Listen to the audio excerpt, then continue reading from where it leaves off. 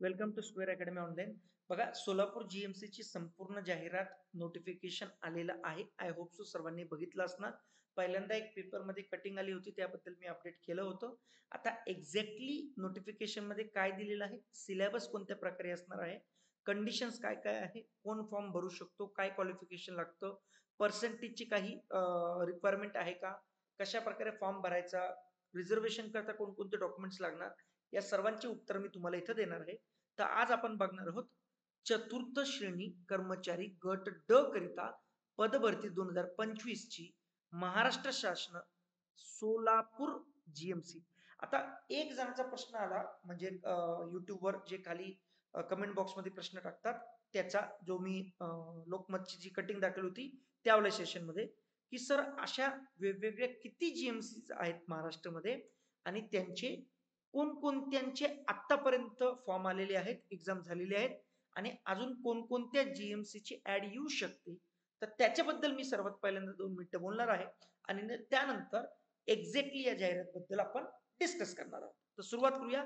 सेशनच्या पहिले सर्वांनी लाईक करून घ्या, चॅनलला सबस्क्राईब करून घ्या. बघा, वेगवेगळ्या बॅचेस आहे आपल्या ऍपवर.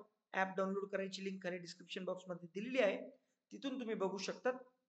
तर वेगवेगळ्या बॅचेस सुद्धा आहे, बाकीचे आहे, जसं आरआरबी, एनटीपीसी आहे, क्लर्क आहे, सर्व सेवा आहे, टीईटीची आहे, आयबीपीएस, एलआयसी, एसबीआय आहे, पोलीस भरती आहे, राज्यसेवा आहे, कंबाईन आहे, वगैरे वगैरे. तर जर तुम्हाला या जीएमसी करता ऍडमिशन घ्यायचं असेल तर एक रेकॉर्डेड बॅच आहे, म्हणजे ऑलरेडी ही लाईव्ह चालू आहे, पण तुम्हाला बघायचं तर आता वेळ कमी आहे, त्यामुळं तुम्ही ही वाली अंकगणित आणि बुद्धिमत्तेची बॅच घेऊ शकता.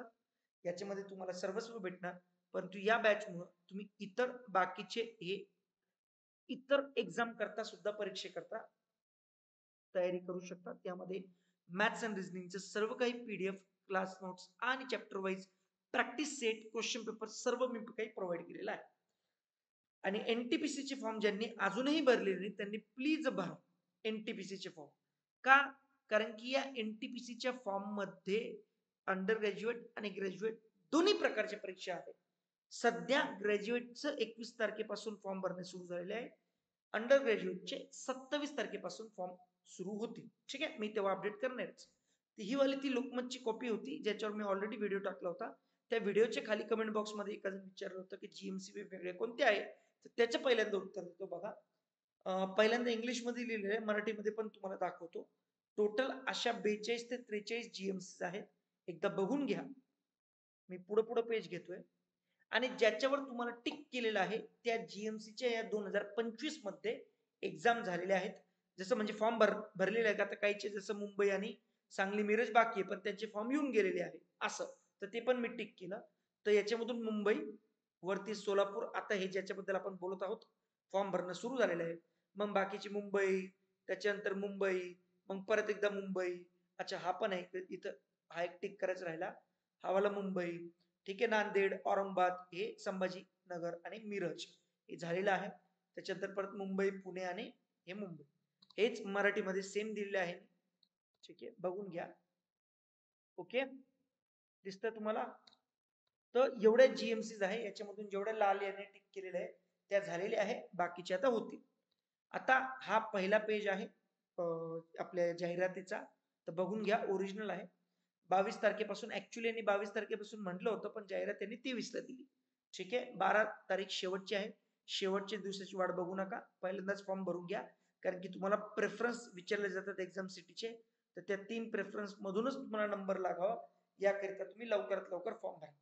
एक्झाम डेट याची अजूनही आलेली नाहीये. मे बी ती डिसेंबर किंवा जानेवारी मध्येच होण्याची शक्यता आहे. ठीक आहे, लगेच तर लगेच नोव्हेंबर मध्ये तर होणार नाही. ओके, तर इथं क्लिअर कट त्यांनी मेन्शन केलेलं आहे की कॉम्प्युटर ऑनलाईन पद्धतीने सीबीटी, सीबीटी म्हणजे कॉम्प्युटर बेस्ड टेस्ट, नॉर्मलायझेशन, समानीकरण होणार आहे. ठीक आहे, समानीकरण होणार याचा अर्थ पुणे जीएमसी सारखं हा सिंगल दिवशी एक्झाम घेणार नाही. जर याचं असं केलं नॉर्मलायझेशन तरच. अच्छा, नॉर्मलायझेशन का होतं? कारण की वेगवेगळ्या शिफ्टनुसार वेगवेगळे पेपर पॅटर्न असतात, पेपर असतात ना, त्यामुळं कोणाचा लॉस होऊ नये म्हणून नॉर्मलायझेशन ही पद्धत असते. आता पुणे जीएमसीने एकच दिवशी सगळं काही उरकलं तर नॉर्मलायझेशन काय होणार त्याच्यात? सगळ्यांना एकच पेपर होता. ठीक आहे. पण एकच पेपर म्हणजे एकाच दिवसात 3 पेपर होते. तर त्याचं नॉर्मलायझेशन होणार.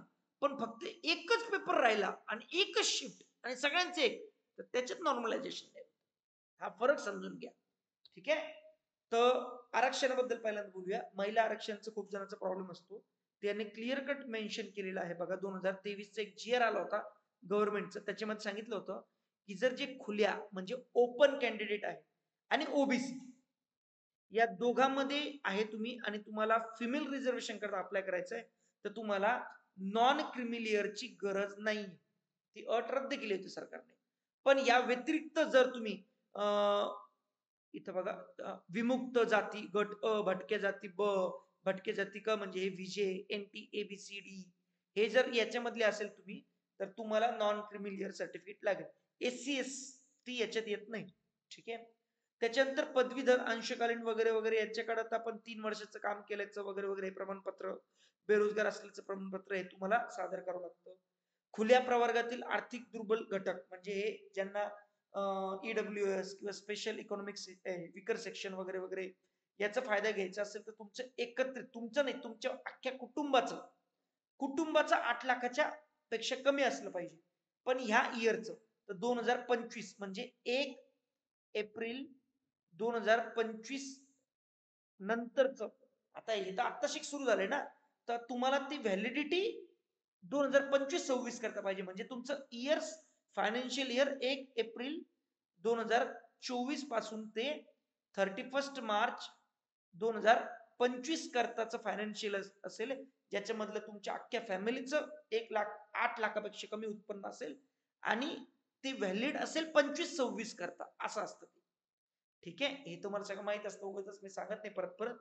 तर हे तुम्ही काढून घ्या. आता हे कुठं काढायचं, तर तुमच्या आजूबाजूचं जे आधार कार्ड केंद्र असेल, जिथं तुम्हाला आधार कार्ड तुम्ही काढतात त्यांच्याकडे जा, त्यांना माहित असतं, ते तुम्हाला गाईड करतात.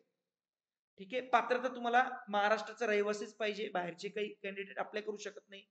आता काही जण कर्नाटकवाले बॉर्डरवाले किंवा हे आंध्र प्रदेश बॉर्डरवाले हे आपले अप्लाय करतात, तेलंगणावाले.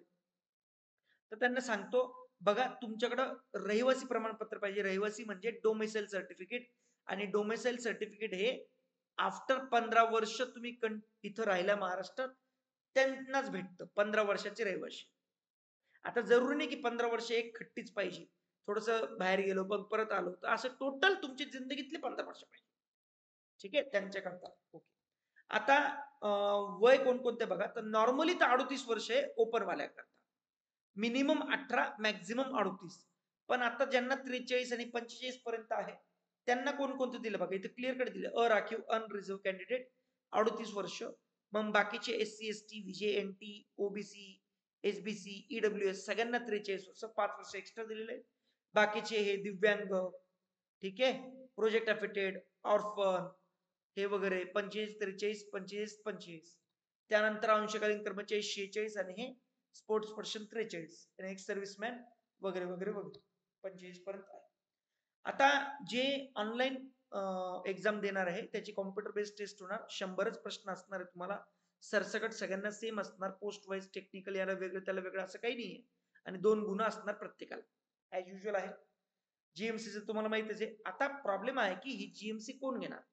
तर इथं क्लिअर कट असं कोणतंच मेन्शन केलेलं नाही की ही आयबीपीएस घेणार का टीसीएस घेणार. तर जास्त करून मग ही एक्झाम टीसीएसच कंडक्ट करणार आहे. ठीक आहे. तरी पण वेळोवेळी याचं काय अपडेट आहे मी तुम्हाला प्रोव्हाइड करतो.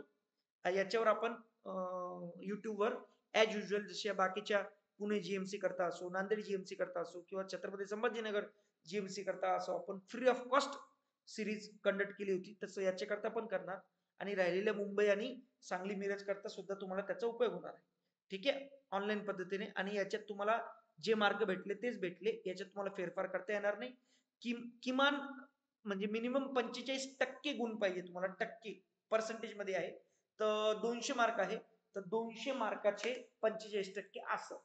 200 मार्काचे 45% किती होतात? 90. तर मिनिमम 90 पडले पाहिजे तुम्हाला. पण सर मला 90 तर पडले, मग मी पास आहे का? नाही.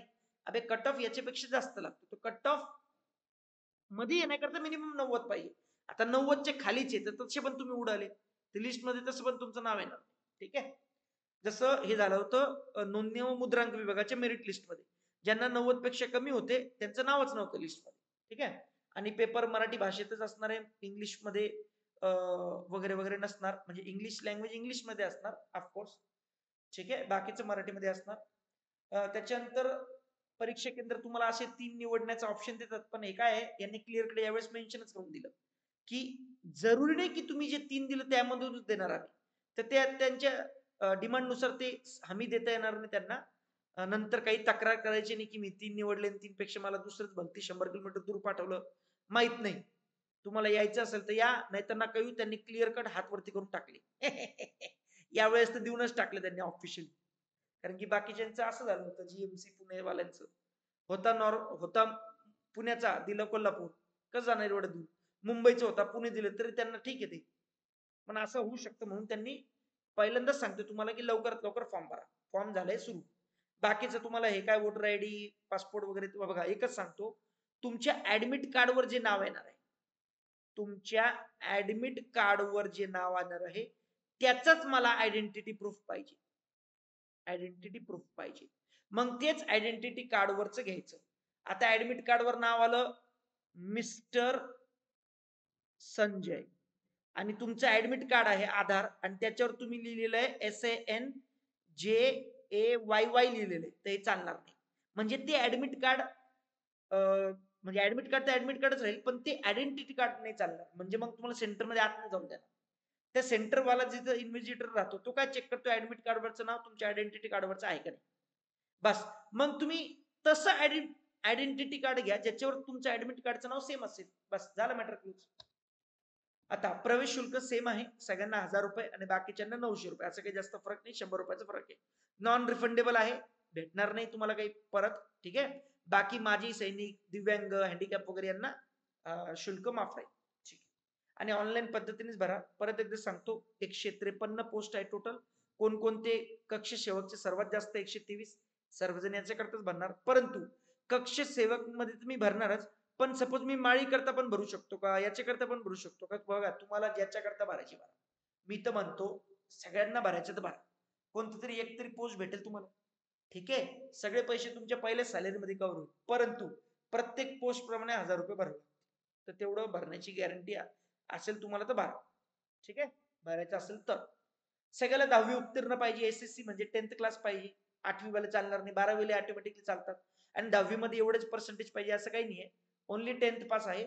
फक्त हे स्वयंपाकाकरता तुम्हाला कमीत कमी 1 वर्षाचे नोंदणीकृत व्यवसाय धारकाचे स्वयंपाक येत असल्याचे एक्सपिरियन्स सर्टिफिकेट पाहिजे. आता ते कसं, आता मला नका पब्लिकली बोलायला लावू, ते करून घ्या तुम्ही. ठीक आहे. नेक्स्ट पर्सेंटेज वाईज एवढं आहे. SC ला सर्वात जास्त आपलं SC ला कॅटेगरीमध्ये 13% आहे, बाकीचं OBC ला सर्वात जास्त 19 आहे, बाकीचे ओपनला 38. तर हे वाले इकडं येऊ शकतात. ठीक आहे.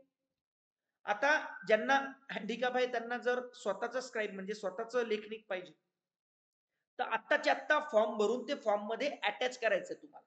नंतर मी अटॅच करतो मग मला नंतर कोणी देणार का नाही असं नाही चालत. भाऊ आत्ताच दिलं गेलं पाहिजे सगळं काही. ओके.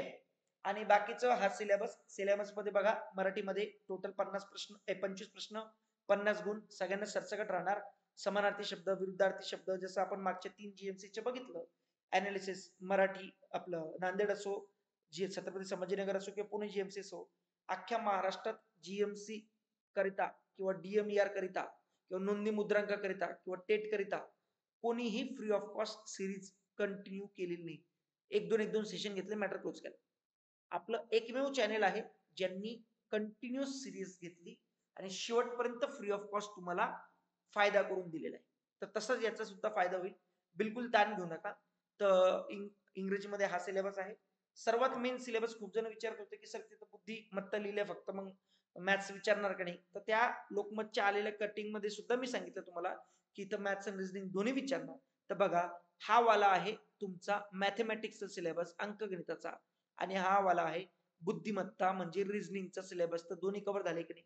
हा आता कशावर किती प्रश्न येणार, याच्यावर 5 प्रश्न विचारतील, याच्यावर 25 प्रश्न. हे तर 25 तर दिलेलं आहे बुद्धिमत्ता, क्लिअर कट 25 प्रश्न. यावेळेस बुद्धिमत्ता जास्त आहे. तर या 25 पैकी 5 याच्यावर विचारतील आणि उरलेले 20 याच्यावर विचारतील का 15 याच्यावर विचारतील का 10 याच्यावर विचारतील, हे तर जेव्हा एक्झॅक्टली पेपर सेट होईल तेव्हाच कळेल. ठीक आहे. त्यामुळं करायचं तर सगळ्यांना सगळंच आहे. No objection. आणि याच्यात थोडं कॉम्प्युटर पण विचारलं यांनी. हे बघा, मूलभूत संगणक, प्रसिद्ध पुस्तके लेखक, हे वालं महत्वाचं आहे. ठीक आहे. याच्यामध्ये बघा कालमापन वगैरे, हे जे निरीक्षण आणि आकलन आहे ना, हे वालं खूप जणांकरता नवीन आहे. विधाने, अनुमाने हे खूप जणांकरता नवीन आहे. ते हे मी बॅचमध्ये सगळं शिकवलेलं आहे एकदम पद्धतशीर पद्धतीने.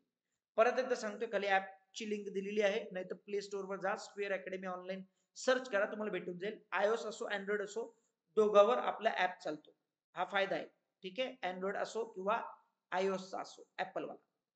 तर जीएमसी करता ही वाली बॅच घ्यायची तुम्हाला आणि एनटीपीसी करता खास करून दाखवतो, कारण की त्याचे अजून फॉर्म भरणं सुरू आहे. ठीक आहे. तर भेटूया पुढच्या सेशनमध्ये. याच्यामध्ये जर अजून काही तुमचा डाऊट असेल तर मला खाली कमेंट बॉक्समध्ये कमेंट करून विचारा. तोपर्यंत जय हिंद, जय महाराष्ट्र.